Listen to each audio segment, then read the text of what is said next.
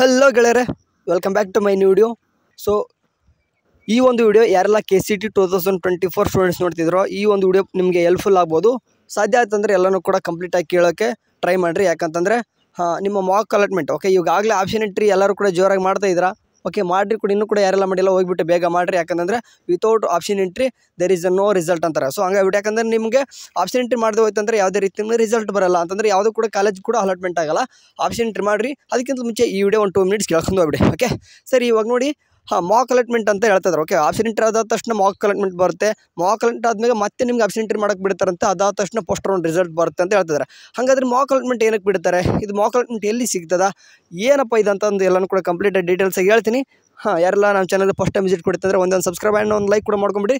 ವಿಷಯ ಕೂಡ ಮಾತಾಡ್ತೀನಿ. ಸಿಂಪಲ್ಲಾಗಿ ಇಲ್ಲಿ ಕಾಣಿಸ್ತಿದೆ, ಇದು 2022 ನೋಡ್ಕೊಂಡ ತಕ್ಷಣ ಗಾಬರಿ ಆಗ್ಬಿಟ್ರೆ. ಯಾಕಂದರೆ ಇನ್ನೂ ಕೂಡ 2024 ಬಿಟ್ಟಿಲ್ಲ. ಬಿಟ್ಟಾಗ ನಿಮ್ಗೆ ಹೇಳ್ತೀನಿ ಯಾವ ರೀತಿ ರಿಸಲ್ಟ್ ಇರುತ್ತೆ ಅಂತಲೂ ಕೂಡ ನಿಮ್ಗೆ ತೋರಿಸ್ತೀನಿ. ಸೇಮ್ 2022 ಅಂತ ಏನು ಕಾಣಿಸ್ತಿದೆ ನೋಡಿ ಇಲ್ಲಿ, ಇಲ್ಲಿ ಕಾಣಿಸ್ತಿದೆ ಅಲ್ವಾ. ಓಕೆ, 2022 ಓದ್ದಲ್ಲೇ ನಿಮ್ಗೆ 24 ಅಂತ ಬಂದಿರ್ತದೆ. ಮಾಕ್ ಅಲಾಟ್ಮೆಂಟ್ ರಿಸಲ್ಟ್ ಅಂತಲೇ ಇರ್ತದೆ. ಸೇಮ್ ಇದೇ ರೀತಿ ಒಂದು ನಿಮ್ಮದು ಇದನ್ನ ಎಲ್ಲಿ ಚೆಕ್ ಮಾಡ್ಕೊಳ್ಳೋದಂತ ಮೊದಲು ಹೇಳ್ಬಿಡ್ತೀನಿ. ಸಿಂಪಲಾಗಿ KE ವೆಬ್ಸೈಟಲ್ಲೇ ಬಿಡ್ತಾರೆ. ಓಕೆ, KE ವೆಬ್ಸೈಟಲ್ಲಿ ಹೋಗ್ಬಿಟ್ಟು ಅಣುಕು ಹಂಚಿಕೆ ಅಂದರೆ ಅಣುಕು ಹಂಚಿಕೆ ಫಲಿತಾಂಶ ಅಂತ ಬರ್ತದೆ. ಅಂತಂದರೆ ಅಣುಕು ಹಂಚಿಕೆ ಅಂತಂದರೆ ಮಾಕ್ ಅಲಾಟ್ಮೆಂಟ್. ಅದು ನೀವು CET ನಂಬರ್ ಹಾಕ್ಬಿಟ್ಟು ಅಥವಾ ಡೇಟ್ ಆಫ್ ಬರ್ತ್ ಹಾಕ್ಬಿಟ್ಟು CET ನಂಬರ್ ಮತ್ತು ಡೇಟ್ ಆಫ್ ಬರ್ತ್ ಅಥವಾ CET ನಂಬರ್ ಅಷ್ಟೇ ಹಾಕಿದ್ರು ಸಾಕು ಅನ್ಕೊಂತೀನಿ, ನಿಮ್ಮ ಒಂದು ರಿಸಲ್ಟ್ ಓಪನ್ ಆಗುತ್ತೆ. ಓಕೆ, ಓಪನ್ ಆಗುತ್ತೆ. ಮಾಕ್ ಅಲಾಟ್ಮೆಂಟ್ ಅನ್ನೋದು ಈ ರೀತಿ ಬರ್ತದೆ. ಒಂದು ನೆನ್ಪಿಟ್ಕೋಬೇಕು, ಮಾಕ್ ಅಲಾಟ್ಮೆಂಟ್ ಅಂತಂದರೆ ಇದು ರಿಯಲ್ ಅಲಾಟ್ಮೆಂಟ್ ಅಲ್ಲ. ನಾಳೆ ನಿಮಗೆ ರಿಯಲ್ ಅಂತಂದರೆ ನೀವು ಅಡ್ಮಿಷನ್ ಹೋಗೋಕ್ಕಿಂತ ಮುಂಚೆ ಫಸ್ಟ್ ರೌಂಡ್ ರಿಸಲ್ಟ್ ಬರುತ್ತೆ ನೋಡಿರಿ. ಅವಾಗ ಇವು ಮಾಕ್ ಅಲಾಟ್ಮೆಂಟ್ ಬಂದರೂ ಅದೇ ಕಾಲೇಜ್ ಸಿಗ್ತದೆ, ಸಿಗದೆ ಹೋದರೂ ಸಿಗಲ್ಲ. ಓಕೆ, ಈಗ ಮಾಕ್ ಅಲಾಟ್ಮೆಂಟ್ ಬಂದಿದ್ದ ಮತ್ತು ಸಿಕ್ಕಿದ್ದೇ ಕಾಲೇಜು ಮತ್ತು ಫಸ್ಟ್ ರೌಂಡ್ಗೆ ಸಿಗಬೇಕಂತಂದರೆ ನೀವು ಆಪ್ಷನ್ ಎಂಟ್ರಿಯನ್ನು ಕೂಡ ಚೇಂಜ್ ಮಾಡಬಾರ್ದು. ಇನ್ ಕೇಸ್ ಮಾಕ್ ಅಲಾಟ್ಮೆಂಟಲ್ಲಿ ಕೆಲವೊಂದಿಷ್ಟು ಹುಡುಗರಿಗೆ ಎಷ್ಟೋ ಜನಕ್ಕೆ ಕಾಲೇಜೇ ಸಿಗಲ್ಲ. ಅವ್ರು ಏನು ಮಾಡ್ಬೇಕಂತಂದರೆ ಮತ್ತೆ 3 ದಿನ ಟೈಮ್ ಕೊಟ್ಟಿರ್ತಾರೆ, ವಾಪಸ್ ಆಪ್ಷನ್ ಎಂಟ್ರಿ ಮಾಡಬೇಕು.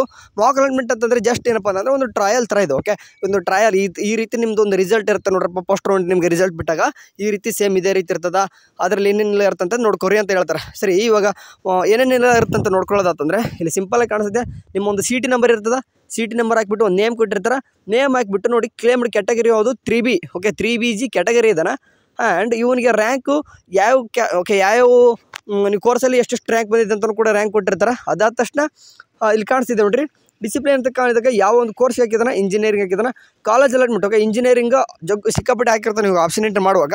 ಇವನಿಗೆ ಈ ಒಂದು ಕಾಲೇಜ್ ಅಲಾಟ್ಮೆಂಟ್ ಆಗಿದೆ. ಓಕೆ, ಅದಾದ ತಕ್ಷಣ ಏನಪ್ಪ ಅಂತಂದರೆ ಕೋರ್ಸ್ ಡೀಟೇಲ್ಸ್. ಓಕೆ, ಇಲ್ಲಿ ನೋಡ್ತಿರ್ಬೋದು ಯಾವ ಕೋರ್ಸು. ಓಕೆ, ಆಪ್ಷನ್ ಎಂಟ್ರಿ ಭಾಳ ಮಾಡಿದ್ದ, ಯಾವ ಒಂದು ಕೋರ್ಸ್ಗೆ ಮಾಡಿದ್ದಂತಂದು ಯಾವ ಕೋರ್ಸ್ ಅಲಾಟ್ಮೆಂಟ್ ಆಗಿದೆ ಅಂತ ತೋರಿಸುತ್ತೆ. ಅದಾದ ತಕ್ಷಣ ಕ್ಯಾಟಗರಿ ಅಲಾಟೆಡ್ ಅಂತ ಕಾಣಿಸ್ತಿದೆ. ಅಂದರೆ SNQ ಅಂತ ಇದೆ. SNQ ಅಂತಂದರೆ ನಿಮ್ಗೆ ಗಾಳಿ ಗೊತ್ತಿರ್ಬೋದು.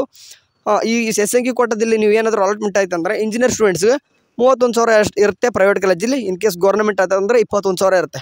ಸೊ ಇದು SNQ ಕೋಟ ಎಲ್ಲರಿಗೂ ಕೂಡ ಬರಬೇಕಂತ ಏನಿಲ್ಲ. ಓಕೆ, ಇದು ಲಕ್ಕಿ ಮೇಲೆ ಬರ್ತದೆ.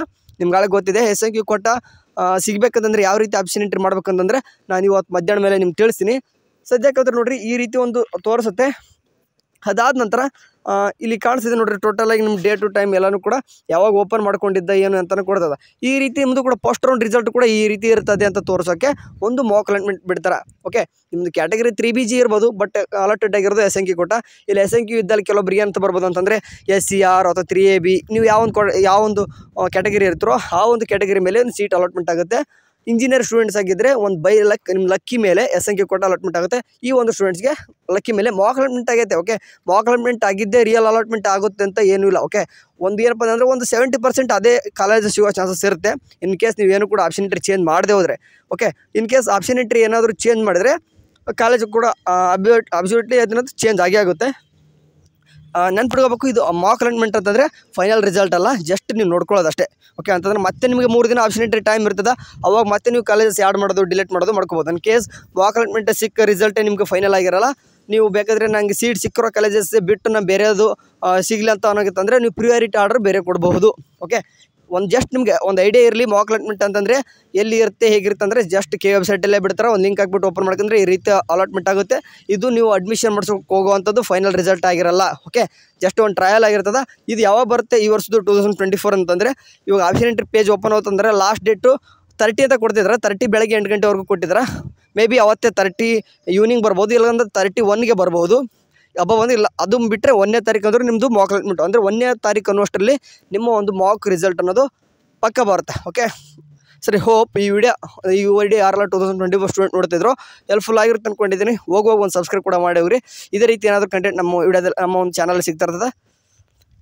ಅಲ್ಲಿವರೆಗೆ ಚಾನಲ್ ನೋಡ್ತಾರೆ. ಟೇಕ್ ಕೇರ್, ಬಾಯ್.